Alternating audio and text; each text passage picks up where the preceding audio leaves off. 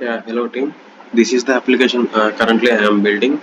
I have already implemented the Google sign-in authentication for my application by using the necessary credentials. So yeah, let me log in into the application. Yeah, this is my application, and here I am adding the transaction details such as income and expenses. So currently it is only the dummy data, but I want to integrate with the email so that I can track the email transactions and add it in my application so that it will be automated to the user. So this is the feature I am currently working on. So for that I need the Gmail API to track the email transactions. Yeah.